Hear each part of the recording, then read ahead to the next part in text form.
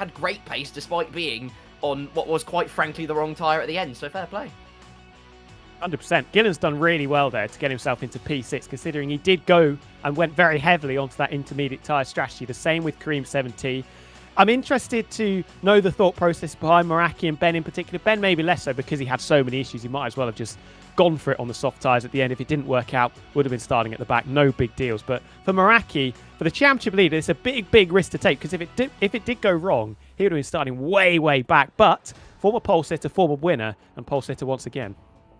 Brave calls can decide championships, and that's the championship leader on pole position. His rivals aren't that far behind, but it is a leg up in the art of psychological warfare. Well, gents, the big question for tonight. We're going to have to be a prediction, Prince. Who do you think, Tom Knight, is going to win this one tonight? It's a really tough one, because I think a lot of it is going to depend on how the weather plays ball for our drivers, because we have got a set number of drivers that operate really well in the wet and some operate really well in the dry conditions. We saw that in Season 9 and Season 10 when the weather was just so interchangeable, and those that adapted quickest were the ones that kind of held on. Part of me wants to hold out here for a top 97 last to first, because I think that'd be fantastic to see and completely possible over a full 100% race distance. Couldn't agree more with you. Tom Wilkinson, what do you think? It's a good call. I struggle to look past Kareem 7T as well, with the form he's in, especially, and the form that he's got at this circuit. Has never not won this Grand Prix, if you exclude sprint races from a couple of seasons ago. Alex Gillen, like we said earlier, strong around this venue as well. I think he did really well in that qualifying session. In tricky circumstances, a Sauber that is not good in wet weather conditions on the wrong compound of tyre, to be highest of everybody that stayed on the Inters, I think that could be quite ominous for a couple of people. There you are. Those are their predictions. I'm going to predict that who is winning today is, and this will probably backfire very much for me, I'll say Formula Kai. Please don't let me down.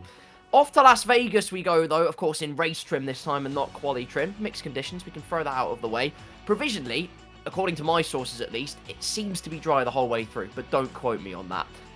If it does remain dry, of course, there are 3 primary overtaking spots as far as I can tell. You've got the run into turn 1, the run after those first 2 long detudinal corners into the right-hander, and then you've got, of course, the Las Vegas strip. But it's a question of when do you fight it and when do you not fight it, particularly following another car, because we've seen it many times, especially if people have been learning no racing line, that it can be very easy to just misjudge it, misjudge the overspeed, and maybe just brake a bit too late. So, ramp up the chaos. It's going to be fun, gents, isn't it? It absolutely is. And you were speaking about overtaking spots, the 3 main that you mentioned, Koval Lane, the Boulevard, and down Harmon Avenue. But you've also got to remember that sort of kinked run between turns 9 and turns 12, where it kind of flows a bit like a snake. So it will be Jake's favourite overtaking spot. But they're all heavy braking zones, to say the least. So there are the opportunities where you can send a car down the inside. And because the circuit is so narrow, with the barriers pretty much as close as you want to the racing surface, there is no opportunity to force a driver out wide anymore. You just have to send it and kind of hope that they play ball. Absolutely, but then we can throw strategy out the window. I was going to say, oh, we'll just forget it. It doesn't matter. There's going to be safety cars tonight. But the point is, it means we get to see a late race charge. We've seen it many times. We saw it with Ben in Season 9. We saw it with Alex Gillen a little bit at the end of Season 10. So we could see a late race charge as well. And then, Tom Wilkinson, any corner becomes a possibility. 100%. Could see the opposite as well. We tend to see if a driver makes the wrong strategy call or just gets out of the rhythm, things can snowball for them, especially in the early stages if they're starting on the harder tyres and they can't quite get the energy and the temperature working. We've seen that a lot in other races so far this season. So the first 5 laps are going to be a big scramble for track position, and we could have a bit of carnage late on as well, which I think we're all for. I'm all for it, certainly. I hope you're all for it if you're watching. Make sure you put your predictions in the Twitch chat. We'll rattle through them, I have no doubt. But time to get racing. That's what we're here for. Viva Las Vegas. Let's hand it over to our commentary navigation. It's Tom and Tom. Thank you very much. And Formation Lap, we have our favourite game of Destructo as we start to have the procession through the streets of Las Vegas and under the lights. And as we said, no rain expected, at least for the time being. We are going to have 50 laps of dry running, or at least for the opening few sectors, until we do see maybe some tears appear on the circuit from various drivers. But it is Meraki that starts from pole here, Tom. Are we expecting him to get a good start? He's opted for the softs, which are traditionally that better starting tyre. The traction that he'll gain through the first 4 corners, I think, could be beneficial to the nth degree. could be strong. If we remember back the last time we raced here in Season X, Tim Marduk started on the soft tyres. Yes, they went off quite quickly, but he got a lightning quick launch. I think he was starting around sort of 4th, 5th, 6th. Got up into the lead of the race within the first 5 or 6 laps and then could control the pace for at least the majority of that first stint. So the soft tyres early on are going to be very strong. Only one driver fancying the white striped hard compound tyres.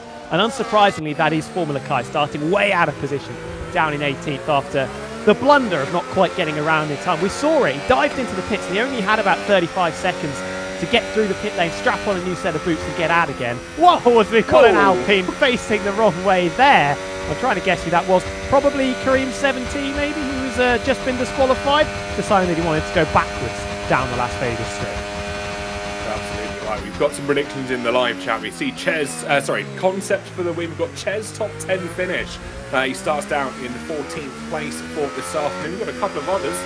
Tom97 is doing 19th to first, sharing in my prediction there this afternoon. We did have a few qualifying predictions as well that we didn't quite have time to run through, but someone did predict it would be Matt, Tom97, Tim and Marduk as the top 3, and then Tim and Marduk, Matt and Hans Gillen as the top 3 in the race. So unless we're expecting Tom97 to pull off an absolute miracle here, who knows what could happen. We ride on board with Safso, our Season 1 champion, as he lines up on the 5th row of the grid, starting from 9th place, just passing by one of the kicksabbers who decided to try and drive the other way. That's Meraki, who is heading, down Harmon Avenue the wrong way here this afternoon. Not quite sure why he's gone for that, but everyone else starting to line up in their set grid positions, just awaiting Matt 212 as he pulls in to his grid box. But under the lights here in Las Vegas, 19 drivers are ready to go racing. Viva Las Vegas and Viva La Creator Series as we go racing. And it's a good pull away from Meraki from pole position. Lonnie Nova already in a battle with Timo Marduk, who looks to the outside. Jess Bull tries to stick a nose down the inside. That's going to allow the Alpine of Karim 70 to try and swaddle on through, as does the Mercedes of Joran van Geffen, now trying to get a look in on Jess Bull as we head through the first few corners. And down we go, Koval Lane for the first time of 50 laps. Dankai Vince now managing to get another position up further forward. Gillen to the inside of Lonnie Nova as they're heading towards the first braking zone at turn number 5, and that is going to be a crucial position to get for Gillen here. He's got his arch nemesis who stands in front of him. He'll pass by the sphere on which his face is plastered this weekend. Karim 17 now also in a side-by-side battle with Lonnie Nova for 4th place on circuit, but Timo Marduk holding strong, as is Meraki from the lead. Only leaking places, but you have to say, probably lucky to still be pointing in the right direction. Jess Bull just angling the nose of the Red Bull down the inside into turn number 1, catching the RB slightly off guard.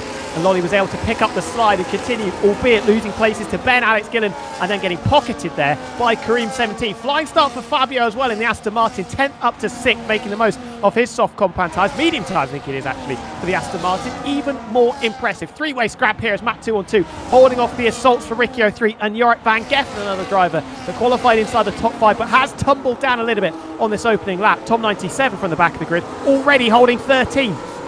Absolutely fantastic drive so far from Tom97. He dispatches Safso for 13th place. He'll have Jess Bull just up the road. We watch Meraki come across the line to set the fastest lap, 7.5 tenths clear of Timo Marduk just behind. The 3 that are in the championship fight so far are 1, 2 and 3 on circuit. How often do you see a situation like that? And we're watching with Tom97, who now dispatches the Red Bull as he continues his charge further front the field. Concept 7 will be his next victim, I believe, as they head down Koval Lane for the second time in this race. Is going to be incredibly close all amongst our field as Concept 7 gets the better of Joran van Geffen, and Tom97 looks about it to the outside of turn number 5. I'm not sure if he's going to be able to get the traction out of the corner. I think he does. The inside line tends itself as we make our way through the wiggle where the MSG sphere is located, and Matt Haskar looking rather planted in home territory. Vintage Tom97 here, making up for lost time. Didn't qualify, elected to start from the back of the pack, and already nearly nestled inside the top 10 on the soft compound tyre. We've seen the benefit of that. Meraki, the big one out in front, Datka Vincent, Infratic, both making up places on the medium and the soft tyre respectively. The 2 Williams going into combat. Jess Bull started from P4, and there's a Haas in the wall. Have I just jinxed Bottle 97? I think I have. Tom97 face first with the barrier into turn 12. I wonder if he clattered the curb, or maybe was there a bit of contact in there? We'll wait and see. I'm sure presenter will be able to tell us exactly what happened behind the scenes. Championship rival, says Alex Gillen in 1, 2 and 3. You couldn't write it. I can confirm the script has not been written for this afternoon. It was not on our producer's list of priorities to write up a script for today's race, but as it stands, we're letting it flow out rather naturally. Karim70 as well, also in with a fight. He knows he has an opportunity to have a good result, has done in previous Vegas races, and will be looking to try and make amends for quite possibly the poor opening to the season since removing that racing line. But Meraki still leads from Ben, from Alex. Karim is in 4th, Lolly Nova is in 5th, and Infratic rounds out your top 6, with that guy Vince just on his tail in 7th place. The train starting to take effect here in the Nevada desert. Gillen had a nibble there out of the back of Tim at Alex Haas on the run up into turn number 5. Thought about it maybe down the inside, thinking better of it eventually though, but he's got to be careful because look who's just swooping around in his rear view mirrors. It's Karim70, winner of this race twice and picked up his one and only Creator Series championship so far. Adam Sanson, Yorick, oh my god, I don't know what Yorick's done, but it's clearly not impressed Adam Sanson, not quite as impressive as his brand new Helen, which I think we have to say is doing very, very well. It absolutely is, and whatever happened to Yorick has dropped all the way down to 17th place. You can remember he started up in 5th, was battling rather well from the opening and lights out, and has just fallen considerably down the order. Now finds himself amongst Jess and Chestnut Gaming for 16th and 18th respectively between the two of them. Tom 97 really not doing well to try and keep him within the train, but the DRS now opens for the drivers just behind our race leader of Meraki. Of course, got that into pole point slightly earlier on in the session as well. If you can cast your mind back all of those 18 minutes ago, we watch on board Matt 212, who is effectively the lead driver of the second train at the moment, over 2 seconds off the back of that guy Vince, with Ricky 03, Concept 7 in tow, and a little gap, 3.5 seconds or so, back to our Season 1 champion of Sasso. So it is going to be interesting to see how all of our drivers progress. News on what happened between Yorick and Tom 97. They were caught up in the same incident. Yorick centred on Tom 97 and Barry Art was in the way, unfortunately. Not an ideal situation. Yorick Van Geffen gets a 10-second penalty for speeding in the pit lane. Gillen gets the move on Tim, and Martin tries to send it in towards turn 5 on his teammate, but unfortunately was almost certainly going to be a day late and $1 short here. Outbraked himself ever so slightly there, almost clattered into the back of his teammate, locked the rear slightly as well, and just about kept it pointing on the straight and narrow. Ben, I thought he was going to send it back down the inside there into turn number 9 and just try and put Gillen back into his back pocket. At this stage, I don't think Ben will be too disheartened by that. The soft tyres will still be the faster compound here halfway through lap number 4. But Ben, as this stint progresses, you can bet your bottom dollar he's going to be desperate to get back past his old sparring partner. But with Karim70, almost called in Formula Karim there, he can play spoiler with the 3 main championship contenders sat right in front of him. Tell you what, our man with his ear to the ground has given us some key information. A couple of drivers running extremely low on fuel, as little as minus 2.5 laps or so. And as we can imagine, quite a few probably banking on a safety car, which do come, well, less than few and far between here in the Creator Series. Rather on time, and they run like German trains, or so I'm told, as they make their way through the final few corners down towards turn 17 to finish off the 4th lap of number 50. Ben now moves to the inside to try and get the move done. Back past Gillen, does so rather successfully, and he'll find himself back in 2nd place. He's playing the split game between the 2 kickstabbers. He comes over the team radio. What inter-team games can I exploit here? Well, he's managed to exploit one of them already and moves back between the 2.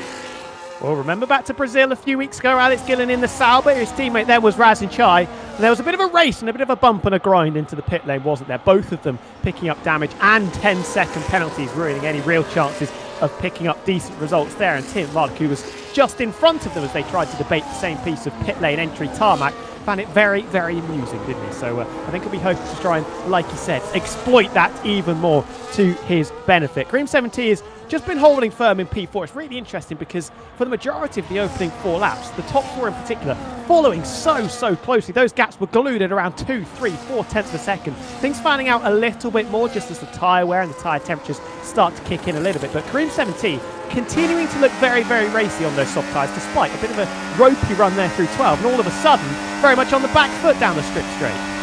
Yeah, absolutely is. Let's not forget as well, the only driver in the top 4 starting on the medium tyres was Tia Marduk, who sits in 2nd place at the moment. We've got Meraki Gillen and Karim70 all opting for the softer tyre, so both Saubers will be in a very similar situation pit strategy-wise as Lolly Nova looks to exploit the Alpine as they make their way through turns 14, 15 and 16, still wheel to wheel they run.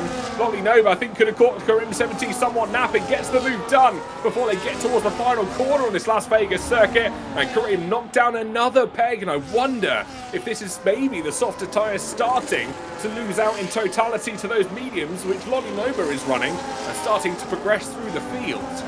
You've got to be so careful when you're scrapping through that chicane, the complex of 14, 15 and 16, because we saw there, Lolly dropped to over a second off the back of the leading trio. So if you're going to fight there, and if you're going to debate places, you've got to make sure you don't lose touch to that group in front, because we know on this game the DRS is very, very powerful. Slipstream less so, but you do want to remain in that DRS train. And the first break is between the Aston Martin of Infratic and Matt 212, the lead Ferrari, in 7 and 8. About a second and a half separating them, but Matt 212 on the medium tyres, starting to close back up to this leading group as they debate positions.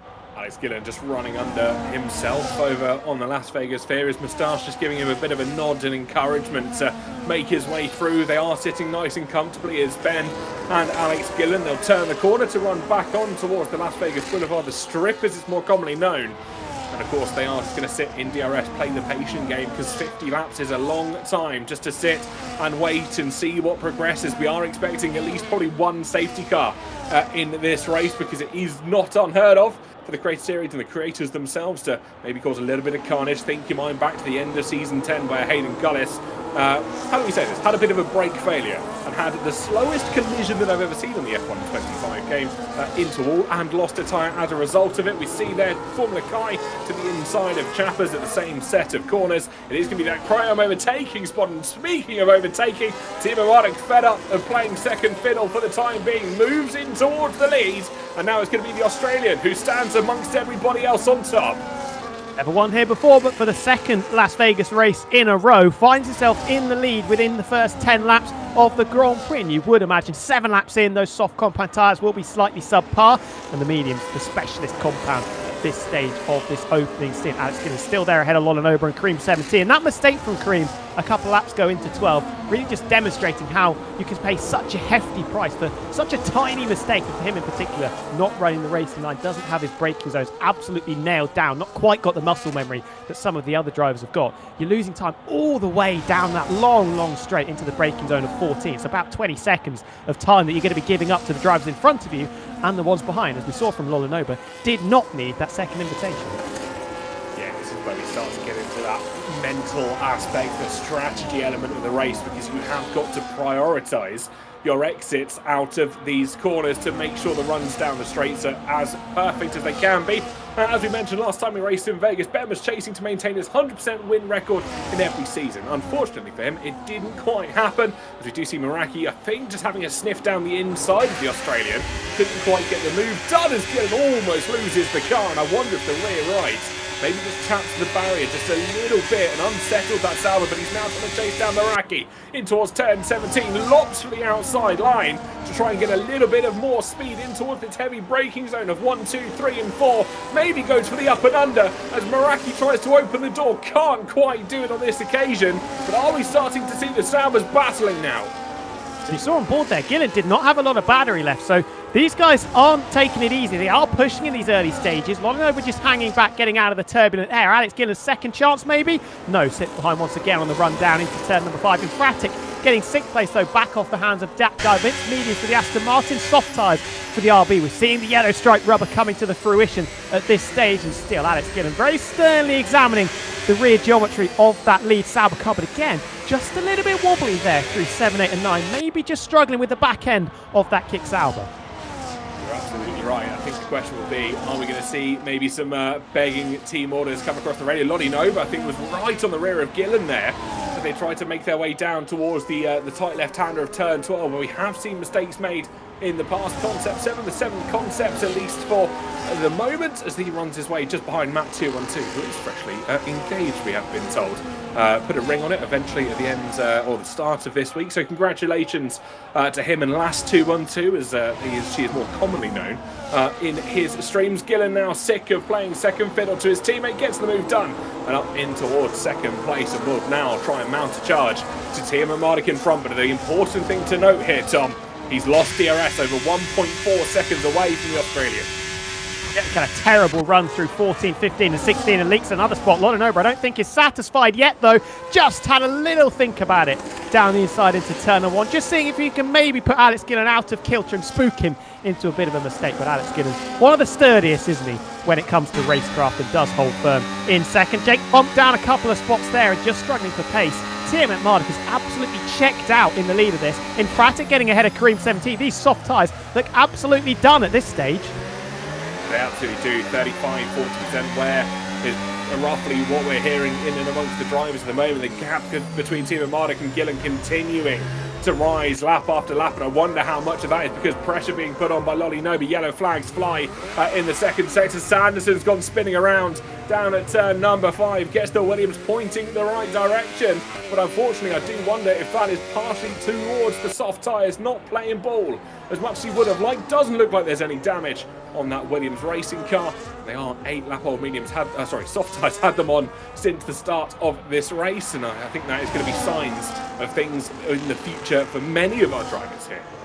Alarm bells will be ringing for Lonanoba here because he is at this stage in the same race as Tiamat Marduk. He does not want to have to go into it in a straight fight and try and pick up those 2 seconds to work himself back up to the rear end of that runaway Haas car out in front. Datkovitz has leaked another spot, dropping behind Matt 212, who's coming on really strongly on his set of the yellow stripe medium compound tyres. When are some of these soft runners going to bite the bullet? Lonanoba moving over to the left-hand side, trying to break the slipstream, but the 2 Saubers following in his footsteps, and Infratic looking to hotfoot it up into 4th place and push Meraki down. Yet another spot, the green machine dangling the nose down the inside into turn number 1, and it's not even a contest as his teammate getting ahead of Datkovitz, who has bitten the bullet and jumped into the pits. Fabio, qualified P10, is really running nicely at this stage. Yeah, absolutely is. The tyres handing themselves to that Aston Martin at the moment. Got past Meraki. He's got Gillen well and truly within his sights. Just over 3.5 tenths, now 4 in the distance. Is that Kick Sauber? I think he knows once he manages to dispatch Gillen. Lolly Nova's only a hop, skip and jump up the road. We'll keep you updated as to what tyres Vince goes on to. It is a new set of mediums for the V-Carb drive. We're watching the rear TV pod of Alex Gillen now as you can keep an eye on him fast and trying to chase him down, and the tyre offset is going to be the big talking point here. It's going to be the question of longevity and how long Gillen wants to try and take those soft tyres. Being the first driver out of the 2 teammates in that Kick Sauber partnership, he's effectively going to dictate the pit strategy here because Meraki is going to have to do the inverse to whatever Gillen decides to do this time around. You wonder who's going to react to Datkovitz because he's come out in a lovely bit of track space. A second ahead of Ches and Jess, who have been battling over 15th and 16th. Then 9 seconds until the next car. That is a long, long way up the road. That is Chappers, who's just off the back of Formula Car. We've got a Ferrari pulling out Concept 7, just trying to cool the car. Matt 212 running nicely as well. Both Scarlet cars doing a very, very good job. And Datkovitz echoing something that we've been saying, really. The leaders were battling very, very hard. Tiamat Marduk able to scamper off into the distance, and Vince does not want to get bogged down in that train. I think Meraki's jumping into the pits. Yes, championship leader reacting to the punch pulled by that guy Vince. I think that's a very simple situation there for Meraki. He was waiting to see what Gillen decided to do and then went for the inverse solution, in which case Gillen wanted to stay out. Meraki this time around dives into pit road. What tyres are going on? It looks like hard tyres to see this Sauber out, and we'll try and go probably a considerable number of laps on those. He's not the only driver in the pit lane though. Ricky 03 and Chesnoid Gaming both diving in as we see the Kick Sauber ahead now of Dag Guy Vince. This is a very smart move from Meraki there. I think pulled the trigger at the absolute right time as Vince comes across the radio. I think I might trigger some pit stops with that one. You well and truly have not just 1, 2, but 3 pit stops as a result. They've got so much free real estate to work with as well. Interestingly, Datkovitz chucking on the medium tyres compared to the hards that Jake is running. So at this stage, Jake will probably want the RB to be the lead chariot in that little duel and try and drag him back up to the next group of cars and make the most of the undercut that is what they are going for. Alex Gillen just under the cosh a little bit here, 9 tenths the gap between himself and Lonanoba. The gap out in front has also stabilised at around 1.7, 1.8 seconds. And then off the back of that, chasing peloton behind Tiamat Marduk is this scrap, Safso. 6.8 seconds off the back of the Ferraris. Considering how much they've been scrapping, that is a big, big gap that has been dropped. Kareem 17 loses a place to the charging Matt 212, those mediums. I think the drivers on the softs are going to be very, very jealous of the grip and the confidence and the rubber that is still on the rims of those yellow stripe tyres. Yeah, Absolutely are, and we do see now Gillen diving in towards pit road. The other soft runner in that Kickstarter team dives in, manages to get the car slowed down. We have to remember, of course, Yorick did pick up a 10-second penalty slightly earlier on for speeding in the pit lane. We watch on board with the secondary camera down in the bottom right-hand side of your screens, on board with Meraki trying to chase down in towards the final corner. We're almost certain the undercut is going to pay dividends here, but the question is going to be by how much. We watch on board that guy Vince breaks in towards the first corner. I think Gillen's overcut might have paid off here, and it has. He's held on to the position.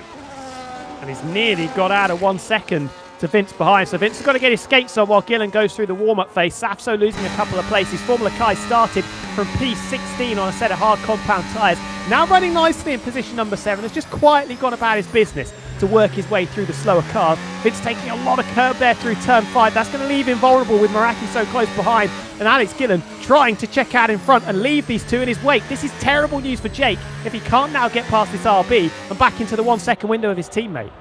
It's going to be incredibly close. Caution now for the drivers that are up at the front, because what does Ben do? Because of course he's on the medium tyres. Naturally he'll have to go longer, and with the driver stints of these back three now are starting to push in, I think they will overtake him, but the tyre offset is going to be the main talking point. 1 lap overcut, beautiful, says Alex Gillen. And I actually have to agree with Alex Gillen for once. He's managed to keep 1.5 seconds back to that guy Vince, and he's got a nice bit of clean air just in front of him up the road to Chappers, and he will try and benefit that during this warm-up phase, and then he can start to push the tyres like crazy as Meraki, his teammate, dispatches that guy Vince on the run down the boulevard once again. That secondary chasing group has just split, and I was going to say, is Kareem 17 going to get shot at his soft compound tyres? Was really struggling for pace, and Concept 7 actually dropped off the back of his teammate. So with Kareem's attack from the leaders, now is definitely the time for him to get rid of those soft tyres. Hard compound going on, so we've got a 50-50 split in the drivers that are going for the undercut. 2 drivers on the mediums, 2 on the hards, but I think Kareem is going to be some way behind the drivers that he was fighting. Cursive just staying out a little bit too long, and maybe a little bit too aggressive there with a loud pedal coming out of the pit lane. 2 seconds, not an insurmountable gap, but it certainly isn't insignificant. 31 that I think he'd be hoping was, let's just say, considerably less by this time as he makes his way out of the pit lane. There's only one driver that remains on a set of the softer tyres. That's going to be Adam Sanderson, and especially as he had that spin earlier on, I can't imagine those tyres are in any good amount of health, because the rears would have been fired up from him having to get the car spun back around and pointing in the correct direction. So I wonder how long he's going to leave it to try and dive in towards the pits. He's down in 15th already. I think he knows that he's going to fall well and truly off the back of any help or aid that he might receive. Apparently we're being told his rear right is on 53%. Thank you, Carl, for the information behind the scenes. We see Matt 212 there just moving out, getting himself into Fabio's mirrors as they make their way in towards the turn 14, 15, 16 complex. I think the question is going to be, are any of these drivers sat waiting for a safety car? And is that driver Adam Sanderson? Well, you have to say, these drivers out in front looking very, very strong. The mediums working nicely, and they're giving the drivers confidence that the soft tyres after the first 3 or 4 laps did not afford, in particular to the 2 Saubers. Alex Gillen has managed to keep his teammate at arm's length, despite Jake using the DRS to blast back past Vince's. Look at that. Laura Nova slightly wide through 3 and 4. That's going to give Infrati the opportunity with the helping out of the rear wing flap. And I don't think the Italian Stallion is going to fight that one too hard. Infratic really, really strong opening stint for the Aston Martin car. Now up into second with just Benjamin Daly sat in front of him. Certainly is, and 1.6 seconds is the gap between the native Portuguese and the native Australian racing here at the moment in the Nevada desert. It is, of course, nighttime, and will be nighttime when we race there in approximately 7-8 hours or so, if memory serves me somewhat correctly. But Team Marduk looking to try and hold control at the moment as the paved streets continue to lead their way under the beautiful lights that shine down and under the metropolis that has been built out of pretty much nowhere. With Ben at the moment gambling that leading this race with a considerable margin is the way that he wants to go about this.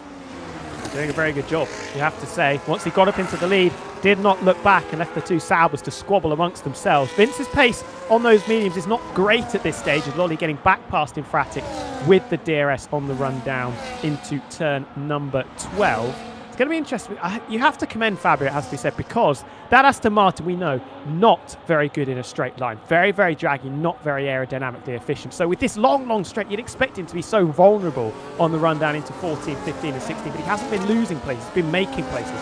which I think just shows the confidence and the pace that he's got in that Mercedes engine car. Vince, by the way, I said he was getting dropped a little bit by Jake. Well, he's used the DRS to his benefit and has now got back past the championship leader. He certainly has indeed. I've noticed, of course, that gap is slowly starting to come down between both Lolly Nova and Fabio, and our race leader of Team Erotica at the moment is bouncing and jittering up and down between that 1.5, 1.6 seconds. And I believe Ben maybe just doing some fuel saving, maybe just charging up the battery just in preparation for if he has to try and make a move at any point. We got Bloxy Racing coming into the Twitch chat, not only saying, I believe, their support for Ben, but claiming that Ben Daly is going to be a 3-time champion here in the Creator Series. He's still got a lot of work to do. Let's not count anybody out too soon. Did, though, end his wind drought a couple of weeks ago in Brazil that stretched over 200 days and about 25 races, I think was the number. So a long time between drinks for the former 2-time champ. But if he can go from being on a big wind drought to being the first driver to pick up 3 Creator Series championships, I think he's going to be very, very satisfied with his work, especially if the man that he beats in that championship battle is his old foe, Alex Gillen. You're absolutely right. Running on board with Meraki, we get this beautiful picture-in-picture camera to see the expression on his face, which, as per usual, is somewhat of both confusion and focus. I don't know how he manages it both at the same time. He is chasing down that guy Vince. They run down towards the final few corners, gets the move done with the assistance of DRS and a little bit of that ERS battery system. But he is running rather low on charged up energy and charged up battery. Comes into a heavy braking zone. Can he get the car stopped and turned in? Absolutely picturesque stuff for the Kick Sauber. And one final run down to end off lap 16 of 50 for the highlighted car with Alex Gillen just in front. Sapso's past Chappers, who is diving in towards pit lane, getting off a set of mediums. So the first driver to get off a set of the mediums proper, if we exclude Jorrit van Geffen, who pitted for damage slightly earlier on in the session. Our first driver that choosing no more mediums as Ben comes over the team radio saying, I could go to lap 30, to be honest, which is an interesting call. That's over, well, just under double what we've completed in the race so far. Oh, we find it hard to disagree there. Alex Gillen, that's a bit of a 50-50 send down the inside of Sapso into turn number 5. Was tentative, wasn't quite sure about it, and that is going to allow Meraki to jump right back onto the tail of the reigning champion. And that gap, that buffer that Alex did have over his teammate, now eradicated as he's just caught that Williams at exactly the wrong time. Has anyone thought that Gillen's head would work well as the Vegas Sphere? No, me neither. But somehow it's managed to end up there for our race here in the Creator Series this afternoon. Our penultimate round of the season safety car has been called out already. Who is that for? I've got a lot of questions to get a beautiful new replay of the new safety car stinger that comes across our screen. I can't figure out who that is actually for. We can't. I can't see anyone stopped, or at least no one's crashed out as of yet. Carl, I'm coming to you just quickly. If you're aware of anything that might have caused that. Jorrit's got Not no front currently. wing there. I am looking around. Well, there's Jorrit without a front wing. There we go. That might answer that question for you. Back to you. Thank you. Yeah, that definitely explains that one. Jorrit van Geffen, who of course had a little bit of damage and a scuffle slightly earlier on between himself and Tom 97, has had to make his way back into pit road. At least he can serve his 10-second penalty, as we have got the Ferrari mechanics opting to do their work in the start-finish straight once again here in Vegas. Yeah, just jumping between pit road and the start-finish straight. Alex Gillen is going to fly through and maybe reassume the race lead. You can see Lollen over there. No, it's going to be P3 for the reigning champion as he bisects Lolly and Infratic. Thought about it maybe, and Meraki trying the same on Fabio just behind, that he could just nab an extra position there. But Tiamat Malik still holds the lead of this race. His gap has been wiped out, but he was looking so comfortable, wasn't he, out in the lead of the race. The gap was being stable, hovering around 1.6, 1.7 seconds. We know that Ben traditionally is a very good front runner in the Creator Series as well, but he has now got his main 2 rivals back in the same sort of race as him. The tyres that he's chucked on are the hard tyres. Alex Gillen staying out on the medium, so that's going to be an interesting dynamic as well that we need to pay attention to as this race develops. Well, Gillen's on the hards. He pitted off the soft slightly earlier on in the session, and Gillen comes across the radio. Perfect time for the medium runners. I don't know what Gillen's trying to get at here. We obviously are not expecting safety car to come at any time. And it was, I think, just an unfortunate set of circumstances for Jorrit van Geffen, because, of course, he was slightly offset compared to everybody else in the session, but he has gone in off a 13-lap old set of tyres. He's come out on a brand new set of softs, which is a very bold strategy for the native man from the Netherlands. He will opt to have a little bit of extra pace compared to the rest of the field surrounding him, because he's the only driver on a set of soft tyres at the moment. And of course, we are now expecting fuel to be able to be saved during the safety car period as we wait for everybody to catch back up. Sanderson's off his soft tyres finally. He's done 16 laps on them. And doesn't make it till the end on a set of mediums. And across the fun facts for the weekend, Yorick loves to play the flute for his friends, a modern-day Pied Piper.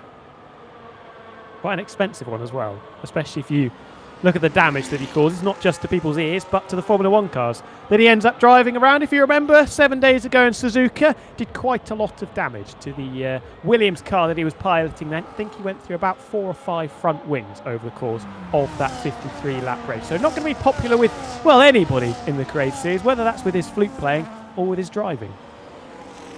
Well, there is maybe some translation to be had here, and I know Hayden's watching the streams. Obviously, Yorick used to be a race engineer for Hayden during his time in the Craig series, and now Yorick is racing at least somewhat temporarily as a reservist. So are we reading too much into the correlation between the two here?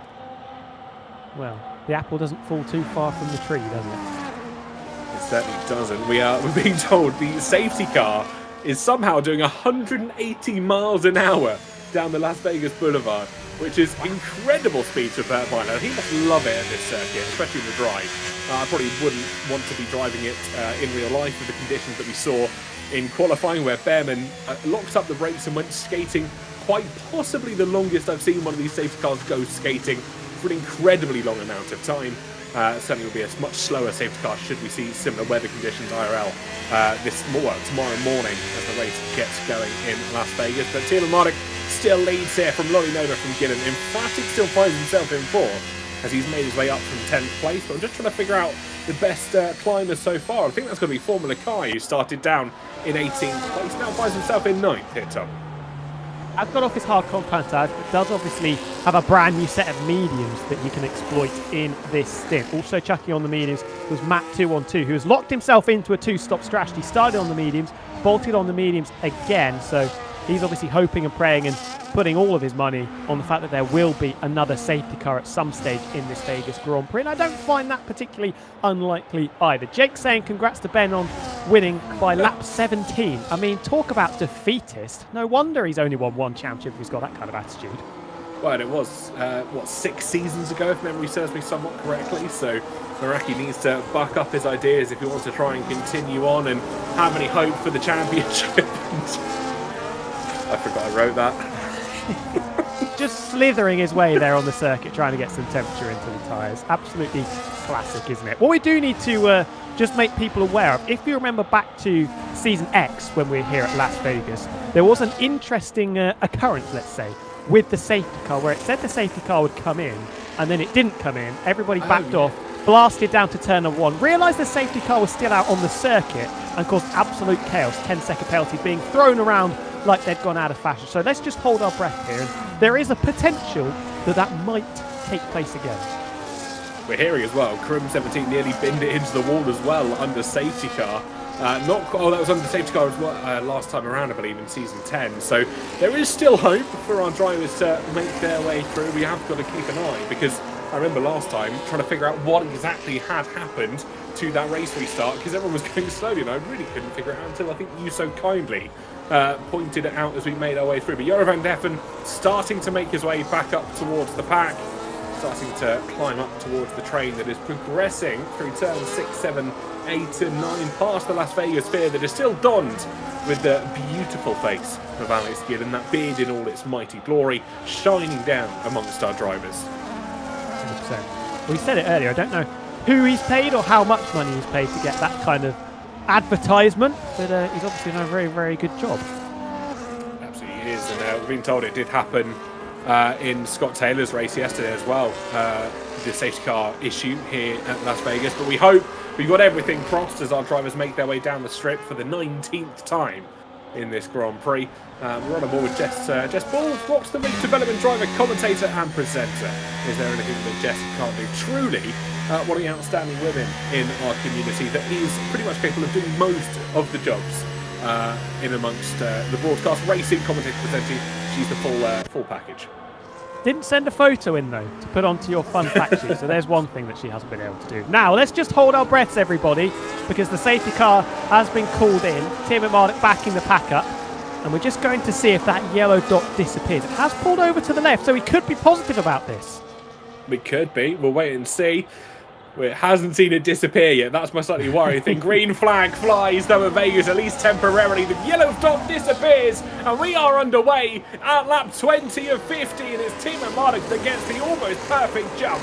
Lolly Nova will try and charge down, as will Gillen and Infratic to our Crim 17, making early moves on Sapso, but Sapso's not satisfied quite yet as he tries to swing around the outside, hold on to 9th place. They're still wheel to wheel as they run down towards turn number 5 on this circuit. I think the Williams has an extra bit of straight line speed. Sapso holds the position, at least for the time being, and Karim will have to wait for another opportunity. Not quite as terrible in a straight line as the Aston Martin is, but the Alpine certainly not the car that you'd want to take into a drag racing event, it has to be said. Formula Kai trying to hold on to place, battling away with Concept 7 in the second Ferrari car through the middle sector. Very awkward sequence of corners, clumsy sequence of corners, but I think Kai has managed to blunder his way through, and yes, has got himself up into 7th position. Watch for Kai on those medium tyres. Same with Matt 212. We saw how strong the mediums were in the early stages of the opening stint before the safety car came out. And after qualifying right down at the back of the pack, Kai's got himself in a really strong position here to pick up some good points. He certainly does indeed. The medium tyres will give him that extra bit of traction through the corners, and of course most of the corners here at Vegas are ones that you want as much traction as you can possibly get. Lolly Nova going for a charge for the lead, gets the move past Timo Marduk on the first lap after the safety car restart, and that has caught the Australian a little bit napping. No DRS of course will be benefiting from yet, and they run down towards turn 14. He made the move and made it look rather easy, Timo Marduk, and now for the first time proper in this race has to play catch up. And can get reacquainted with Alex Gillen, although they've done that a number of times over the years, it has to be said. Kai's actually dropped out of the 1 second window to the Ferrari's Matt 212, so just needs to keep his wits about him, because you don't want to drop out of the 1 second window. Yes, he has got the tyre advantage, but still, you don't want to make life even harder than it would be originally. And Lolly Nova looking to just put his foot down here, extending his legs out in front. 7/10 of a second was the margin as they came out of turn number 4. Then comes Ben, Alex Gillen, Infratic and Meraki. Then Matt 212 doing a very, very solid job in that Scarlet Ferrari car, holding down position number 6. Karim 17 down in 10th at the moment, was the real loser from that safety car, along with Dakovic, who boxed to get off his medium tyres to get on a fresh set of boots, now down in P12.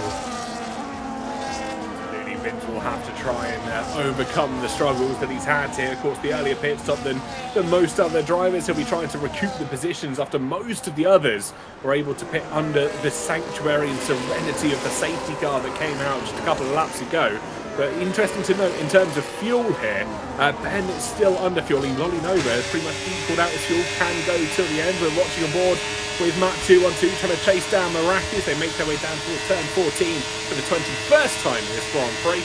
And Matt 212 just in the slipstream moves to the outside, maybe to try and cool the engine and cool the tyres just ever so slightly. We see a very similar thing. Tom 97 has got a redemption drive this afternoon. He was doing rather well from race start, but of course had that earlier incident with Joran van Heffen, which put him further down the order than I think he would have liked to be.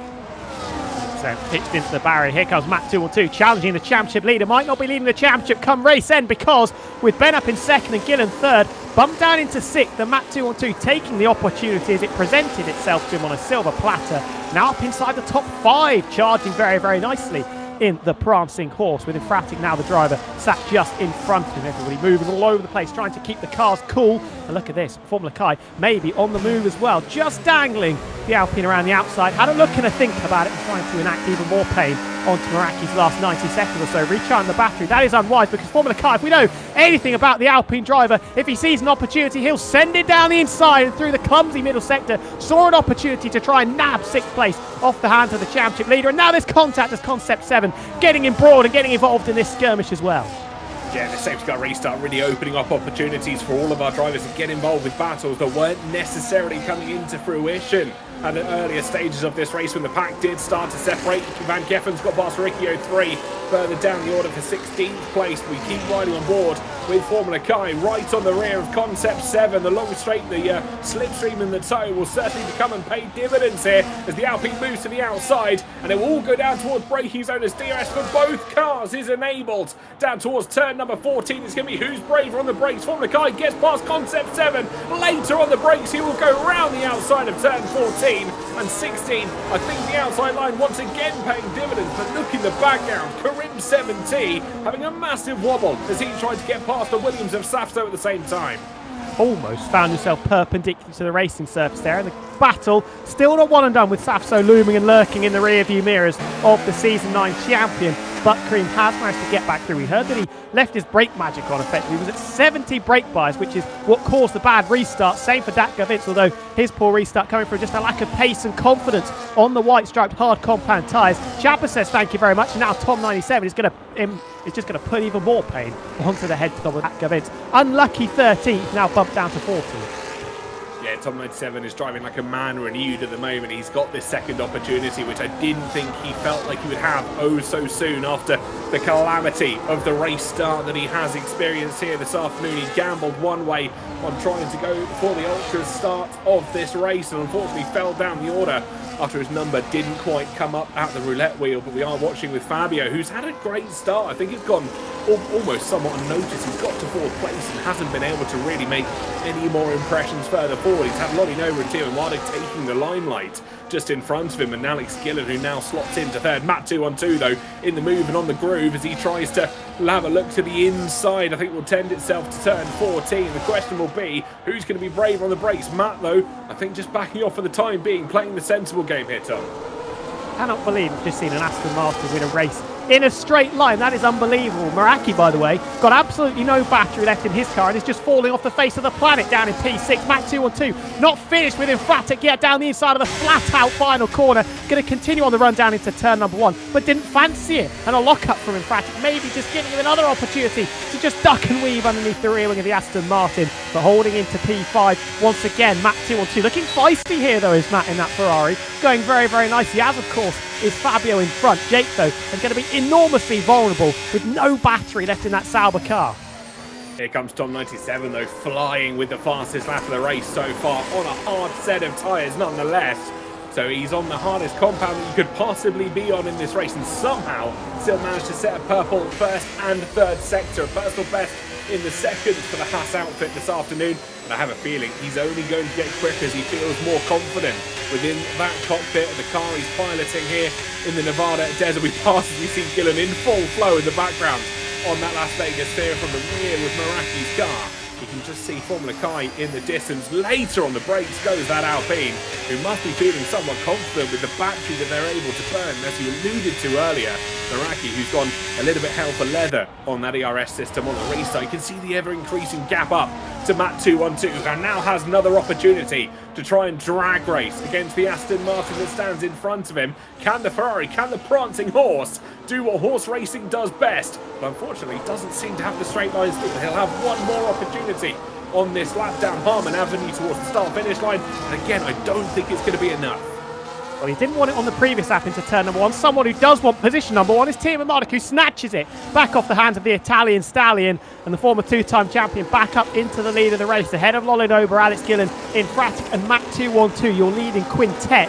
Jake did not get DRS on the previous lap, so still 1.6 seconds off the back of the leading group, with Formula Kai looking very menacingly behind that Sauber car. And with the DRS on the run-up into turn number 5, I think that Alpine will absolutely ease past the championship leader, and does so on his 8-lap-old medium tyres. And that's another place lost for Jake. He was known in previous F1 games as a bit of a master of the Las Vegas circuit, but in recent times, in recent visits, hasn't quite had that same confidence and performance. Now down in P7, just starting to fall away from him this race as we reach half distance.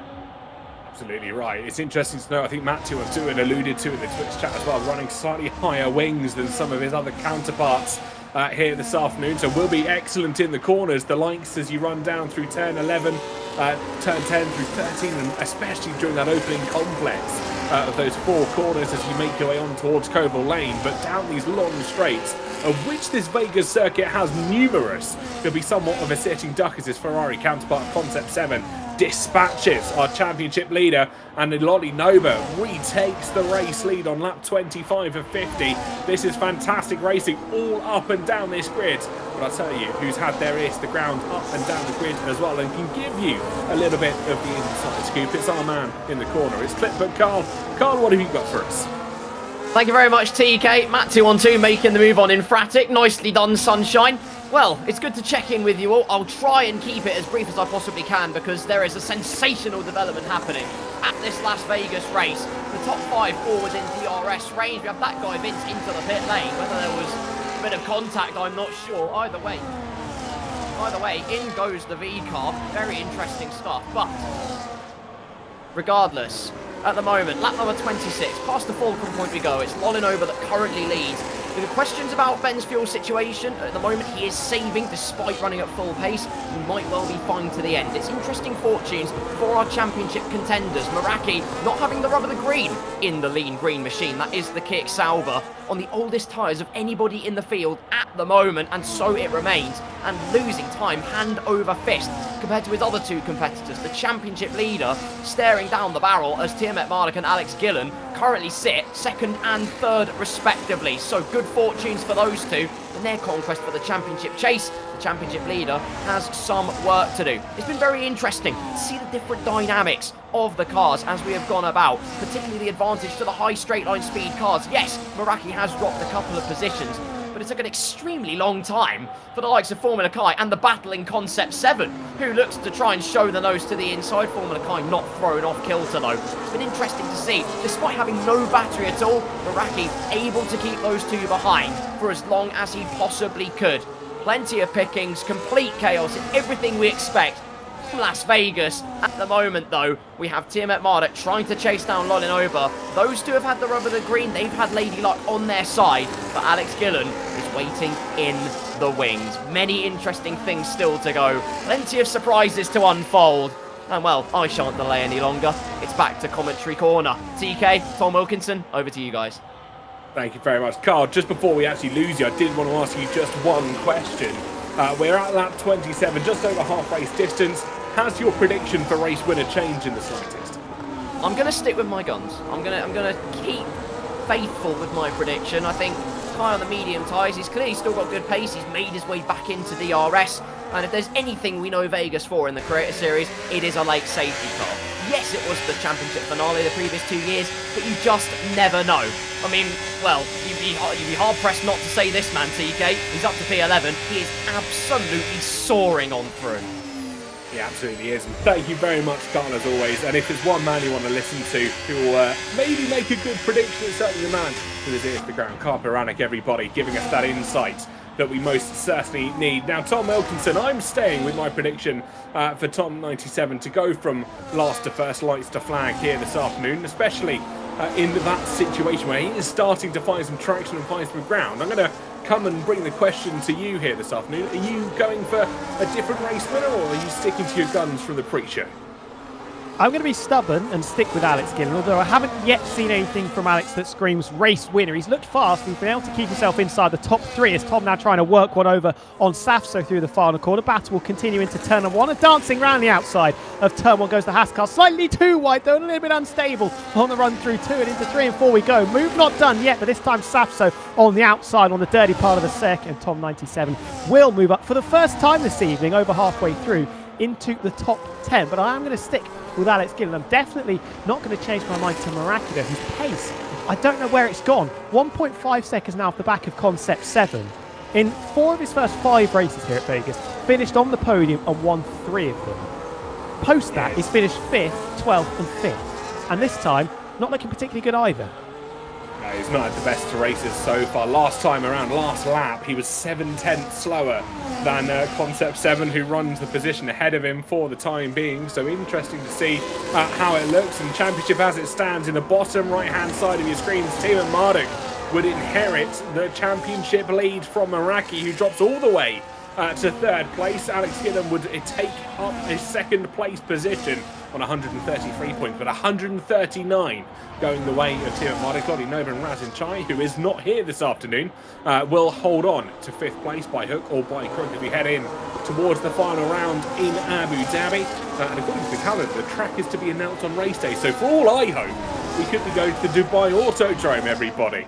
I have been massively disappointed in my ear, as our producer has just told us we are indeed heading to the Yas Marina circuit. I was really hoping and praying that we were heading to Dubai Autodrome, but alas, will not be happening next week, so don't forget to tune in for the championship finale here on the EA Sports Creator Series channels. But we focus for the time being as the race develops here under the lights in Las Vegas. Concept 7 having the race of his life at the moment. Started down in 15th place, Tom, let's not forget that.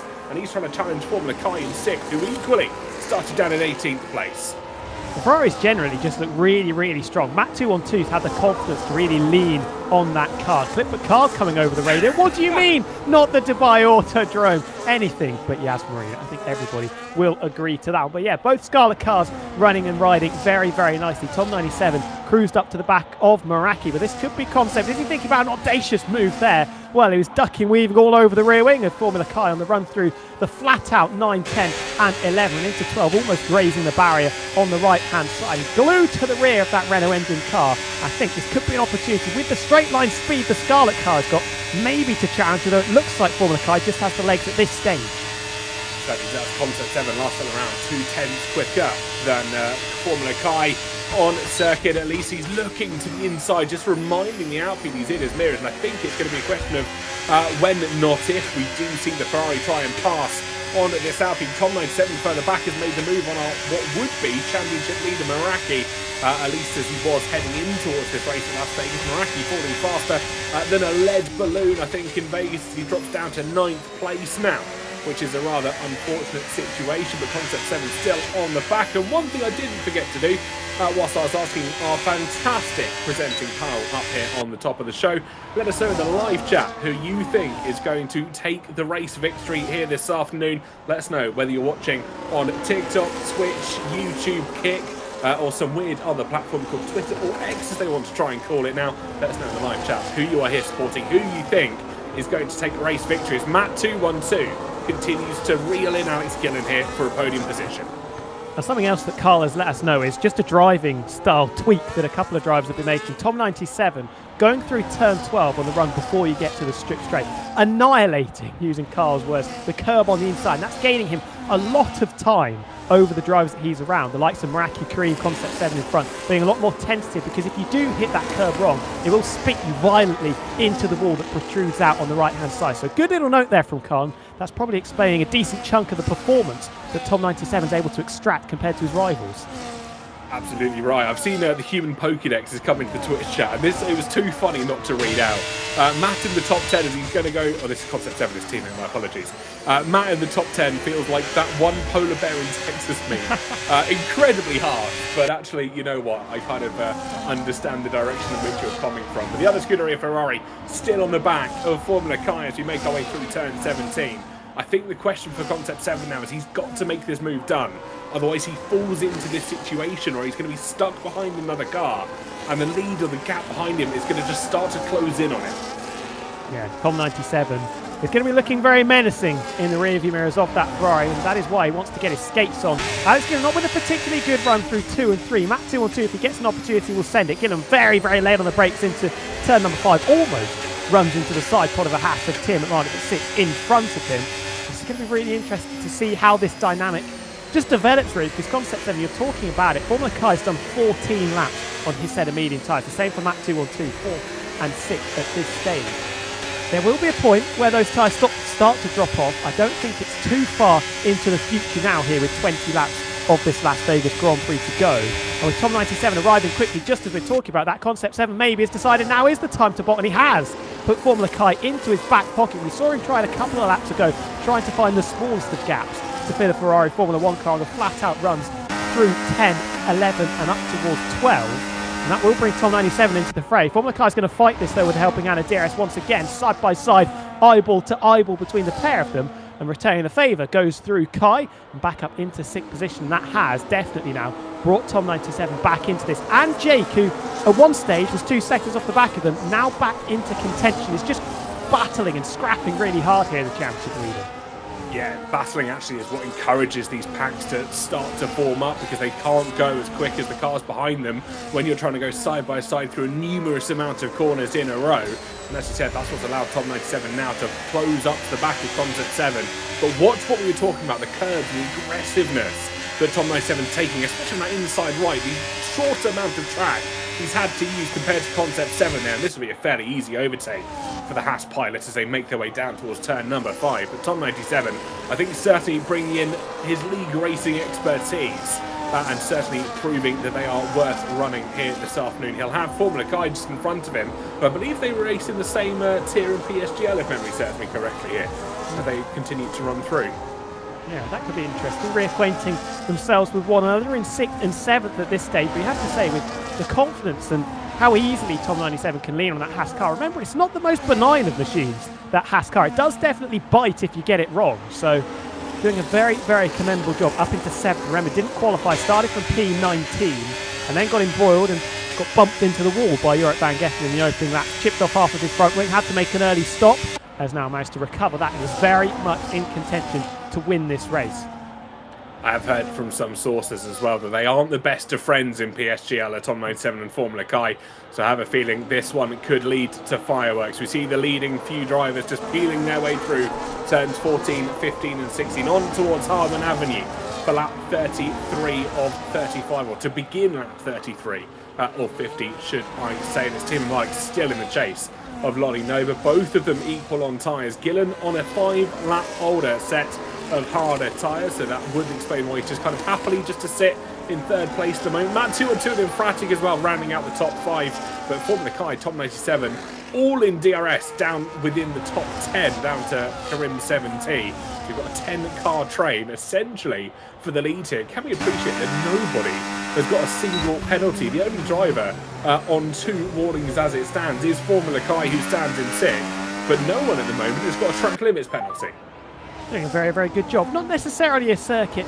He would tend to think that track limits might be a problem. And there is Tom 97 confirming what we've been speculating. Let's dance. Kai versus Tom, that could be box office. Maybe not quite as box office as Tim and Mark and Alex Gillen. I have to say, TK, I might have jinxed Tom 97 earlier in this race, but I think you've just done the same to the man that drove into Tom 97 as Jorik picks up the first corner cutting penalty of the race on lap 33. You can see they're really right in the curve, but gets it ever so slightly wrong. And that is where the Haas car can really bite if you get it wrong, especially at that corner. And that's going to bring Concept very much back into the game. Now, I've watched a little bit of Strictly Come Dancing. I think they call that one the Tango, but I might be mistaken somewhat slightly. If anyone is in chat, just let me know.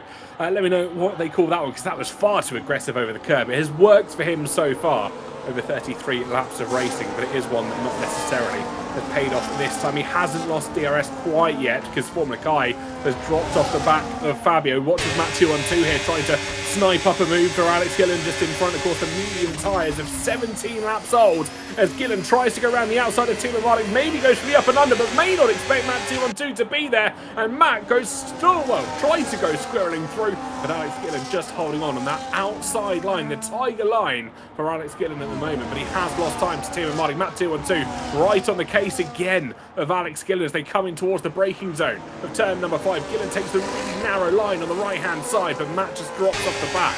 The battling is starting to get more and more tense as we approach 15 laps or so to go. Alex Gillen once again just getting in the mirrors of Timo Martin through past the sphere, and he watches himself go by. Gillen just biding his time, but he's got to try and strike at some point. I don't want to rain on the Matt 2 on 2 parade, but I'm going to.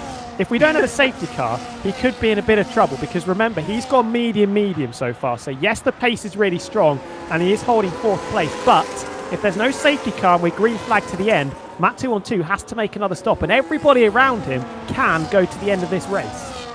They absolutely can. It'll be a question on fuel and how much the tyres are holding on. We are expecting them to be able to do about 50 laps in theory. So if someone wants to pit right from race start, if you started down in 18th or 19th, you can in theory enter the pits right at the start of the race, and wanted to go for an entire length or entire Grand Prix on one set of hard tyres, in theory is possible. They'll be screaming towards the end, but it shows just how long the hard tyres can go here in Las Vegas. The track temperature is only 15 degrees. It is incredibly cold overnight in the desert, something that most people don't typically expect when we hear about deserts, but they do get rather frigid in the evenings. But Timo Martin will not be worrying about that too much at the moment. Matt 2 on 2 looks to the inside once again of Alex Gillen. He's got to make the medium tyres work whilst he has them at somewhat of an advantage. He's holding to the entirely left-hand side of the circuit.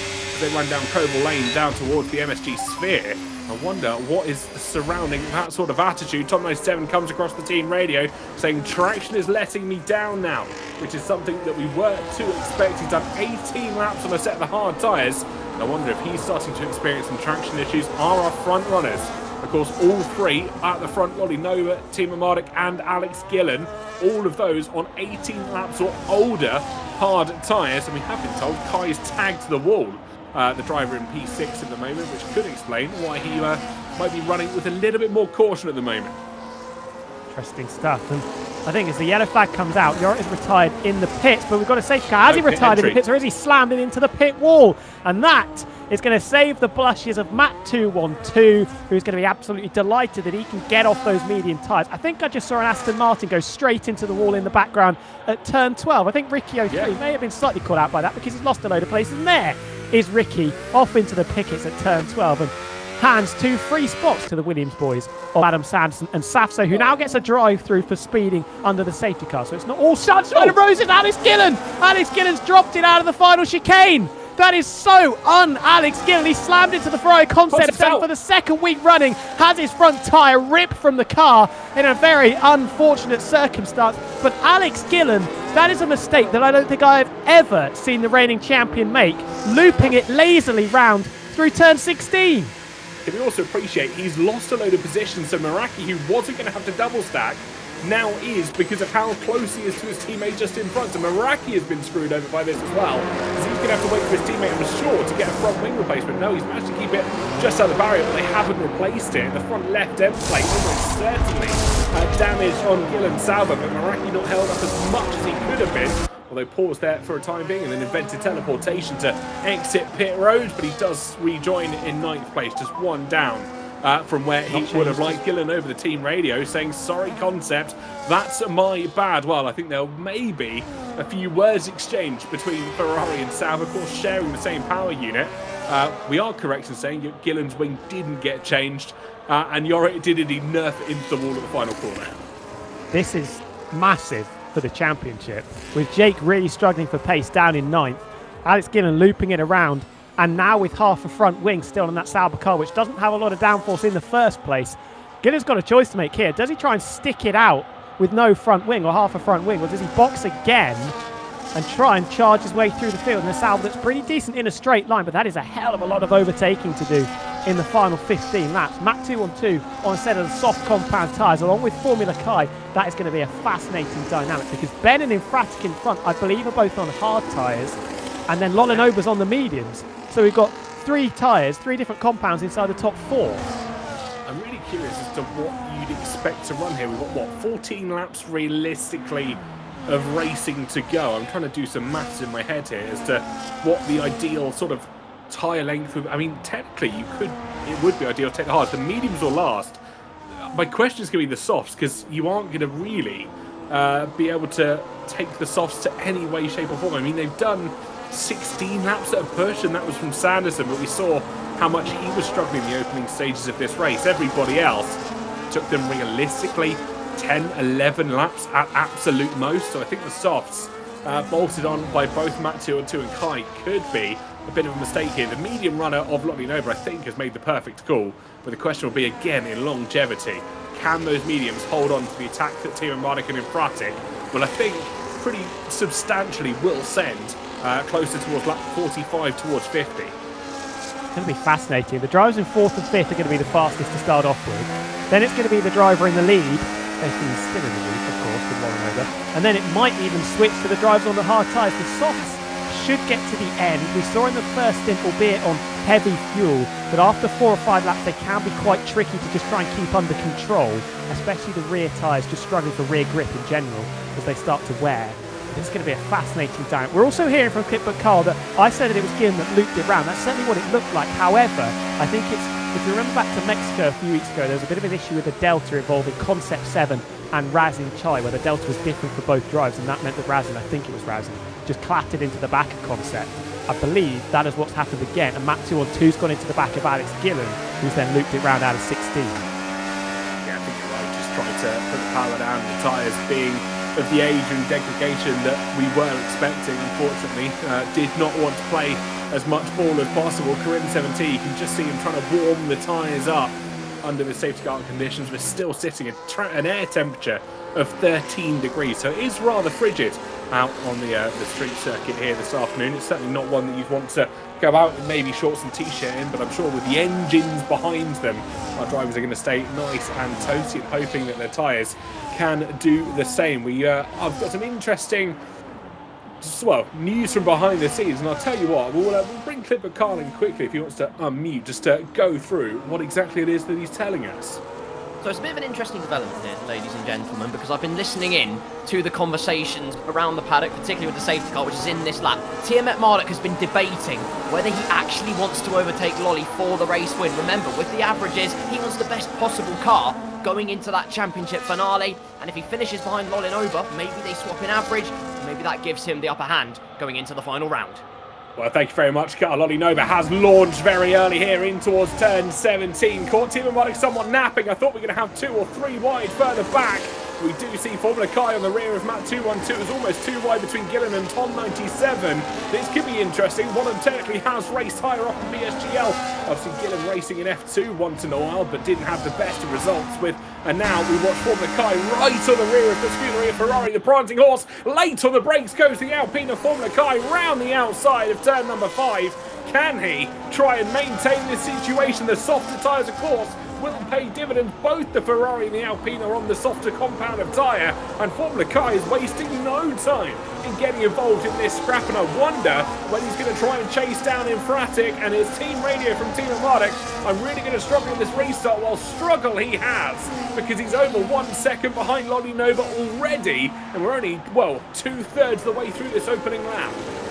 Fortunately, he's got the buffer of Infratic behind, who I don't think it's going to let Formula Kai pass that easily, considering the history of those two drivers, but he might be defenceless because Kai rapid on that red stripe rubber and has cruised up to the back of the Aston Martin car. 2 slowest cars in a straight line, dueling over the final spot on the podium down the strip straight with 12 and a bit laps to go. Matt 212 still nibbling at the heels of the pair of them as well. We've got an Alpine further back at Green 17 darting out of the slipstream. He picked up a 10-second penalty for ignoring yellow flags. More kerfuffles as the safety car came in that has really cost Cream a chance of keeping up that 100% win ratio here at the Las Vegas circuit. Lost his 100% pole ratio and now losing the win streak as well, you would imagine. Will Kai think about it into turn 1? The answer is very much yes. Darting to the inside. Fabia's going to try and hold it around the outside. Has he got the grip and the tyre temperature? No. The hard tyres not playing ball as you would expect realistically after just 1 lap since the safety car came in. And for the Kai, that is easy pickings.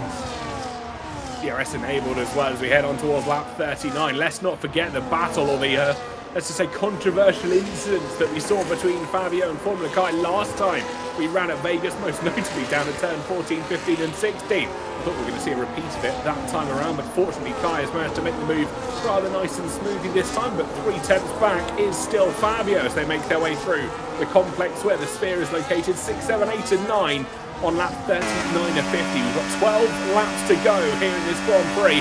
We watch on board with Formula Kai still on the softer compounded tyre, trying to chase down Tiamat Marduk in towards that heavy braking zone, but we saw it all went wrong last time out in Vegas. But Kai now has an opportunity with the traction that he'll get as they run down the strip. For this opportunity, the rear wing will fly open on that Alpine. Tiamat Marduk could be somewhat defenceless as the straight line speed of the Alpine comes into fruition. He picks the outside line. The Ferrari of Matt 212 tries to follow them through, as does Infratic. Kai gets the move done. He's up into second place. Tiamat Marduk holding on to third by the barest of margins when Fabio tries to defend from Matt 212. The softer tyres once again paying dividends. Not 1 but 2 as Tom 97 flies on through. He's not done there because he's now thinking about it down the inside into turn number 1, taking 4th place back off the hands of Matt 212. The Ferrari on the outside. The Haas has the high road and the Haas has 4th position now. Tom 97, if you thought he was going to be a favourite before this race started, definitely one of the favourites to win this now. Absolutely rapid and inside the top 4. Absolutely stellar drive from Tom 97. At the moment down the inside comes Karim 70. Out of absolutely nowhere. I don't think anyone was expecting the Alpine to stick a wheel in there, and little to the fact was Matt 212 as he saw a little reactionary move to try to move out of the way of the incoming Alpine. I think in this case, the missile knew where it was because it knew where it wasn't in that situation for Karim 70. But Matt 2-on-2 standing unaffected at the moment. But we watched Tom 97 on the back of his Haas teammate of Team Marduk still running in third place, but has fallen quite considerably off the back of Formula Kai and Lolly Nova to the both degree. Both of them in front of them on softer tyres. Soft for Formula Kai, medium still for Lolly Nova. Tom 97 behind on a fresh set of mediums as well, and will get the DRS down towards turn 14. And a very easy move, I think, allowed there by Timo Marduk, who knows it is not his battle in this situation. Very, very easy indeed for Tom 97.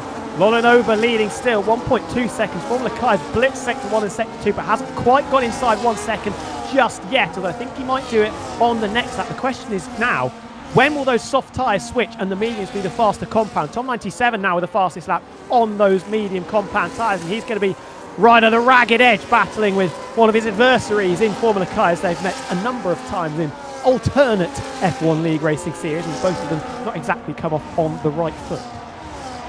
Certainly hasn't indeed. Just to note as well, Tom 97 half a second quicker than Kai that time around, a full second quicker than Lolly Nova on lap 40 as Joran van Heffen leaves the session after a slightly earlier and rather unfortunate DNF against the pit wall, and one that I don't think you'll want to remember is this race. Live standings on your screen once again. Timo Marduk drops a couple of points from what he could have benefited from, 135 to his name, but he still retains the championship lead. Meraki, after the downfall of Alex Gillen, holds on to second place by 6 points.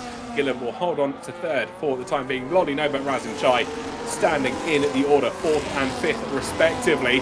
I mean, as the usual standard here in the F1 Creator Series, no more intentional safety cars allowed as we reach the end of lap 40. We're on 41 of 50.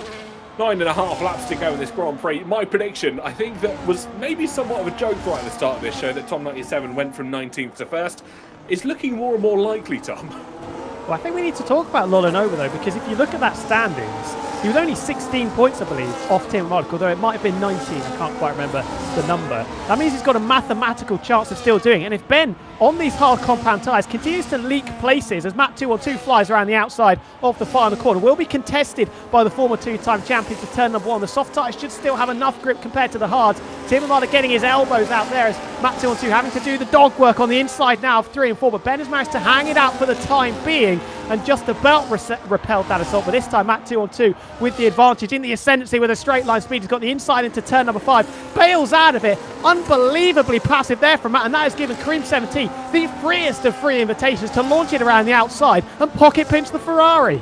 If there's someone you don't need to give a second invitation to, Karim 70 is certainly that man. If he sees the smallest of gap, he will most certainly go for it and remind you why he is called a racing driver. He's now on the back of Timo Marduk, but of course, we cannot forget that he's got that 10-second penalty that'll be coming his way after the safe start shenanigans at the race start. And of course, looking at points and everything that is going to start to put itself into fruition, we have got the traditional 25 points available for a race win next week out in Abu Dhabi. But of course, there's a little bit of a twist, the M. Night Shyamalan twist. It is a sprint race weekend, an additional maximum of 8 points for a sprint race win.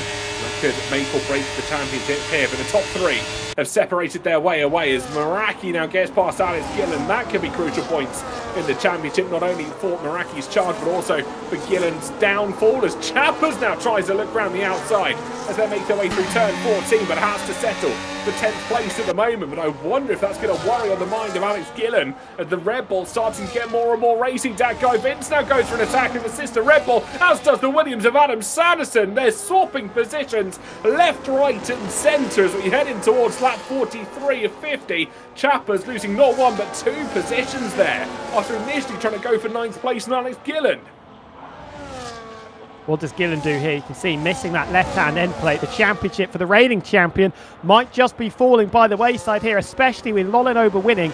If he does win this race, that'll be 2 wins in the last 3 for the Italian stallion, throwing himself very much into championship contention going into the finale with that sprint race. I mean, we've got 36 points, I believe, on offer in that final race. So Lolly Nova, if he's in and around the sort of 15 to 20 point mark, definitely has an opportunity, albeit as an outsider.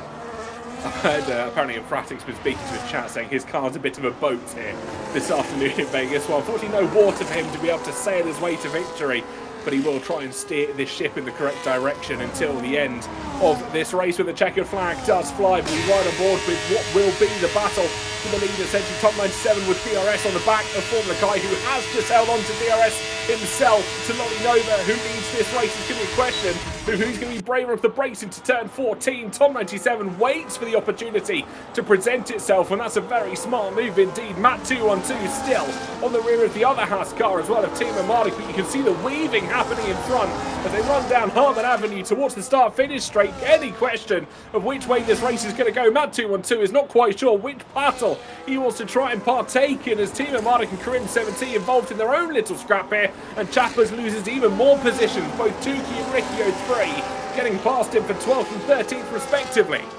Ben's just got to stay headstrong here. He knows that he's going to get a free spot from Kareem 70's 10-second penalty, and he knows that this should come back to him. Maybe it'll only be for the final couple of laps, but those soft tyres will be feeling second best, second hand, come the end of this race for Formula Kai and Matt 212, who continues to be very, very racy, tucked up underneath the rear wing of that Ferrari car. Tom 97 drifting his way into turn number 7. He knows as well, obviously mediums for Tom, soft tyres for Kai in front. He can afford to be a little bit more patient with this. Ron Nova's the guy that he has to think about being on exactly the same strategy, and this is beneficial for Ben as well. If he can cling onto the coattails of Cream 17, that Alpine will drag him back towards the leading trio. Absolutely can, and don't forget Timo Mardik in theory will be on the best set of tyres for this race end, the only driver in the top 6 to be bolting on a set of hard tyres at the last safety car stop. But Karim 70 well and truly making an impression to try and retake that gap closer towards Tom 97, who in fact is still trying to battle for Formula Kai. But look at how much they're all trying to get out of the dirty air, cool the tyres, cool the engine down as much as he can. Drifting through the corner goes Formula Kai. Tom 97 taps the rear, and that is that. What's said is done, and Tom 97's hopes and dreams of winning this race are almost certainly out of the window. He gambled it all on red, and unfortunately that ball landed on black, so that will be his race run unless he has the drive of a lifetime in the final 6 laps of this Grand Prix. But for Timo Mardik, it's well and truly opened up the situation. Formula Kai still somehow holds on to second place, but Timo Mardik on the harder tyres, the best tyres for the longevity of this stint, has an opportunity of a lifetime. Is there any damage for Kai and for Kareem as well? The two Alpines look like they got crunched a little bit. Chappers retires. Is that going to be a safety car? Yes, it is. So we are going to have a sprint to the finish. Lonanoba still leading from Kai, Ben and Matt. Kareem, if he does box, will get the opportunity to get rid of that 10-second penalty and concede a whole load of track position. He might even want to stay out on that one if he doesn't have any damage. That might be the better way to go. We'll have to wait and see. But Ben, right back into this. Tom 97, this guy every single time. I don't think you have to be a genius to know what he's talking about. No, not in the slightest. That's a Schumacher running down the pit road sort of situation that we're seeing here at the moment. Tearing the helmet off. Exactly, you know the one. And everybody at home, I'm almost certain, can picture exactly what I'm talking about. I believe it was either back at Silverstone or Japan. I can never remember. Was it Spa 99? It was Spa, yes. That was 98, that was it. I always get it wrong. But yeah, apologies for that one. But everyone knows the situation we're talking about. Running down the pit lane will Tom 97 be right at the end of this race. But we are going to probably have a 3 or 4 lap sprint until the end. The key factor here, Tom, I think, is going to be keeping the tyres warm, because the mediums for softs are going to have not enough life left in them. But if Ben can keep those hard tyres fired up, that could be the difference between maybe a podium and maybe winning this race. Well, do you remember back to last season where we had a late race safety car? The leaders stayed out and the drivers towards the back did elect to come into the pits for fresh soft compound tyres. Kai is definitely coming in. He's got half a front wing that he's going to have to replace. Is anybody going to follow suit? I don't believe so. Kareem 70 is in, but he's going to have to queue. Tom 97 in Meraki, yes. It's everyone towards the back that comes in. And the point I was going to make is quite important. The drivers that were on the soft tyres were able to work their way through very, very quickly. There's only 6 drivers that have stayed out, so whoever the leader is going to be, I think it's Kai, who hasn't changed his front wing. He's going to be right on the scene with these leaders that are on ageing and cold tyres. Yeah, Kai hasn't changed his front wing here. He's still got that damage, and there is going to be a set of soft tyres for Formula Kai. Mediums for Meraki, though, which is an interesting call, considering softs will almost certainly make it till the end. But of course he did start on a set of the red walled Pirelli tyres. Let's go through the field very quickly, see what else everybody's pit onto. Softs for Vince Sanderson, Tom 97, Chesnoy, Jess Ball, Tukey and Karim 70, all of those drivers opting for soft tyres. I think Safso has just benefited from the safety car and stayed out on 10-lap-old medium tyres. We probably will not have many laps under safety car here. The field is still somewhat bunched together. 100%. I've just watched back the Formula Kai clip, and I can see why Tom97 might be a little bit upset with what went on there. Just Kai missing his braking zone by an absolute mile, clattering into the back of Lolly, and then I don't think he realised Tom was there alongside him and just got that little bit of a squeeze into the wall, and that is where all three of them managed to trip over one another in that final chicane. Tom97, Carl's just mentioned it, watch out for him because he has got absolutely nothing to lose, no championship to fight for, no reputation that he needs to try and keep intact. 11th place on brand new soft compound tyres. He might only have 3 laps to do his work, but those 3 laps could be absolutely wild for him. Alex Gillen in P5 was stuck between a rock and a hard place, wasn't he? Behind his teammate on the road. Meraki jumped into the pits. Alex, his hand was forced there, having to stay out with that front wing damage and struggling for a bit of pace and on the hard compound tyres. This is not exactly what Alex Gillen would have wanted. You're absolutely right. I tell you what, as Carl has rightly pointed out, daylight is most certainly breaking over the Las Vegas circuit. I did see blue skies somewhere.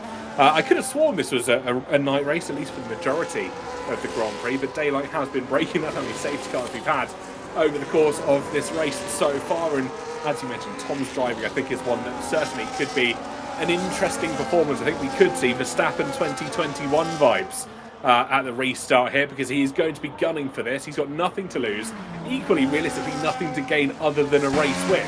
So it could be a very aggressive drive for Tom 97, because he's got so much that he wants to try and hold on here as he makes his way through. Karim 70 just sniffing onto the back of Tukey, making sure that he remembers that he's there. Hopefully he remembers to turn off his brake magic this time. If we can remember back to the first safety car restart, he did forget to turn it off of 70%, which is why he had a bit of a horrendous restart. Jake again showing his typical expression of somehow confused and or focused as he just dives into port to have a bit of a drink to get himself ready to go racing again. He's got a lot of work to do, hasn't he? P8. He's been afforded the opportunity on a brand new set of boots to try and make some inroads, but there's so much at stake here, isn't there? Lolinova trying to keep himself in championship contention. He will be the form horse going into that finale with 2 wins in the last 3. Timo Malik just trying to rack up the points as he's done so successfully in his previous championship battles. And Matt 212 fighting for a first podium in the Create Series. Yes, he's won a sprint race before, but this is a completely different kettle of fish. And Fratic could still have an opportunity to win this race as well for the first time. Alex Gillen trying to keep himself in the championship fight as well. Riccio 3, the buffer, separating the top 5 and the new tyre runners. Absolutely does. Just to allude to any intentional safety car rumours that I did see bouncing around in the live chat, I believe it was not intentional. It was Chapper's retirement that was caused by Ricky making contact with Tukey, which sent him into the path of Chapper's. And unfortunately, the front right tyre made of, I believe, Lego by the look of it, and did rip rather aptly off here. I wouldn't be surprised if the safety car has a late call in here as they do make their way up towards turn 17. It has been known to happen before. Note does pass pit entry, so we are going to be in at the start of, the start of lap 48. So 3 laps to go for racing when we do get going once again. No, it'll be 2 laps to go. My apologies.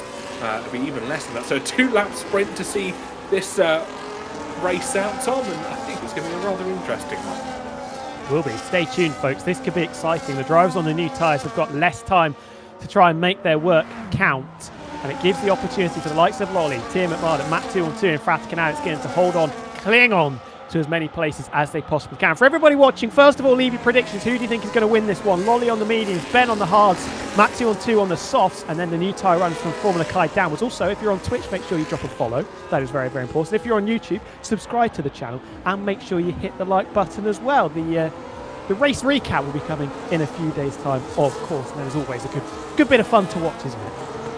It absolutely is. I was chuckling as we watched Alex Gillen shaking his head. It's his dad. Watched Alex Gillen just shaking his head over the Las Vegas Boulevard as he has replaced the Sphere for a very one-off edition of the MSG Sphere that surrounds our circuit at the moment. But almost certainly we will wave goodbye to Bernd Mailander at the end of this lap. It will be Lolly Nova that retakes control from Timo Malik from Map 212. The front 3 all on 3 different compounds of tyres. It's mediums for Lolly Nova. It's going to be hard tyres for Timo Malik and soft tyres for map 2-1-2. Emphatic and Gillen, who are 4th and 5th respectively, both of those on hard tyres. Ricky 03's on mediums, and then everybody else boxed for new tyres at the end of the last few laps. So they are on fresh rubber to see this 2-lap sprint to the end here in Vegas. We've got 2 runs down the Las Vegas Boulevard to go, 2 runs down Harmon Avenue, and 2 runs down Coval Lane. Let us know in the predictions down below who you think is going to take victory here. Will it be this man? Will it be the Italian stallion? Will it be the Aussie wonder? Let's go racing under the lights, or under the, well, daybreak here in Las Vegas, as we go green flag racing for the final time here. Lolly Nova launches through turn 17. Timo Marduk immediately on the chase, and look at that, Emphatic right on the rear of Matt 2-1-2 in towards the first corner, looking for the outside line to carry him round. Gillen looks to the inside, all but can't quite make the move this time around. Gets past Emphatic though, who went incredibly wide in towards the first corner, but he has managed to hold on by the barest of margins. The Aston Martin, I think, will not be happy with his race start there as he goes incredibly deep. And look at this, Formula Kai trying to send a move to the inside, collects Alex Gillen, who manages to keep going, pinched into the wall by Ricky 03, and now both Salmers side by side as we make our way through 6, 7, 8 and 9. Meraki pushed farther off the circuit, there's damage further down. Big damage for Alex Gillen. He's got half a front wing, the reigning champion. His championship charge might be falling by the wayside as he's slammed into the wall again. It was Formula Kai once again, got his braking all wrong into a heavy braking zone and clattered into a number of cars. Wii Sports bowling style once again. It's allowed the leaders to chase off into the distance. Formula Kai up into P5. Then it's Meraki. Alex Gillen getting absolutely swamped. Same with the Aston Martin of Ricky 03, who went for a bit of a dance coming out of turn 12. Absolutely did. The front 3, the front 4 actually have managed to pull away here. Formula Kai, who I think instigated most of that instant, has managed to hold on to 5th place. And he comes across the team radio to Alex Gillen saying that was a championship rival defence for you. Of course, both Sabers fighting for the championship here in season 11 at the moment. And we've got 1 lap of racing to go and a quartet of drivers that could possibly win this. It's Lolly Nova that leads from Timo Marduk. But look at the gaggle of cars further back as Gillen tries to get the better of Sanderson. And at the moment, Gillen is dropping places. How many points will he score? Kareem 17 still there. Ricky 03's got damage as well. Timo Marduk has spoken about how does he want to win this race? Does he want to try and make sure he gets a better car for the finale? But with Jake in P6 and Gillen tumbling down the order with significant damage, could this be an opportunity to take a huge bite out of the championship lead that the two Sabres did have coming into this? You're absolutely right. The question's going to remain who wants to win this, because as we alluded to earlier, Ben, I think, does not want to win this. He doesn't want to head to Abu Dhabi to either Sauber. There's contact between himself and Lolly Nova as the V-Carb in front gets oh so unstable, and that's allowed everybody else behind to try and gather in as we go for one final run down past the sphere, down towards turn number 12. We ride on board with Timo Marduk, our race sitter, who sits in second place at the moment. Lolly Nova still continues to lead, dives there by Fabio to the inside of Matt 2-1-2 as the Ferrari and the Aston Martin come a cropper together once again. Formula Kai wants to try and get involved in this scrap, and Fabio, out of absolutely nowhere, wants to try and claim a podium here. A little bit of wheel hooking between Formula Kai and Matt 2-1-2 as they run down the strip for one final time towards turn 14. The Galpi trying to look down the inside of the Aston Martin. Both of those go deep. Old rivals again at a similar point in the circuit, but up at the front, it will be Lolly Nova, the Italian stallion. He started on the front row. He will finish this race in first. Lolly Nova wins it in Vegas. Fabio's dropped it out of the final corner, and Meraki's ended up on the podium, and Fabio, he was looking so good, battling for that final spot in the top 3, and he ends up finishing stone dead last. What a finish. Fabio, who was in podium contention, allows Meraki to get a podium, and I'm almost certain that's going to bolster his championship defence here this afternoon in a round that he was almost certainly dead and buried in. He's managed to gain more points than most here. We spoke about it for the last few weeks. Jake, vintage Meraki, would just be absolutely nowhere in the race and then just spawn into third place. And that is exactly what's happened. He was 6th, I think, coming onto the last lap. Everything exploded in front of him. He said, it's happened again. It has happened again for Jake. And that means that Ben, he didn't want to win that race, but with Jake coming through so late, maybe those are 5 points that he's going to regret not taking. You're absolutely right. Cleanest driver, should I say, heads to Alex Gillen. Most overtakes Formula Kai, as is driver of the day. Fastest lap for Tom 97, right at the final time of asking. And race winner, of course, Lolly Noba. A bleeps out word, and that's crazy, says Meraki over the team radio. And your complete classification will be Lolly Noba, Team of Mark Meraki as your podium sitters. Formula Kai finishes 4th out of absolutely nowhere. Matt 212 in 5th with Vince in 6th. Tom 97 goes from last to 7th, which doesn't quite have a good ring to it. Karim 70, Adam Sanson and Tuki 10 as your top 10. And then Chesnoid Gaming, Safso, Gillen, Jessica Ball, Ricky 03 and Enfratic as your classified drivers. Chappers, Concept 7 and Jorrit van Heffen as your full DNF list for this afternoon's racing. Back to you, Carl. Thank you very much, guys. Wow. I'm sorry, I just had to detox for a second and figure out what on earth just happened. Well, I mean, I think there was 2 that held firm, 2 that were a cut above the rest, but my main point of conversation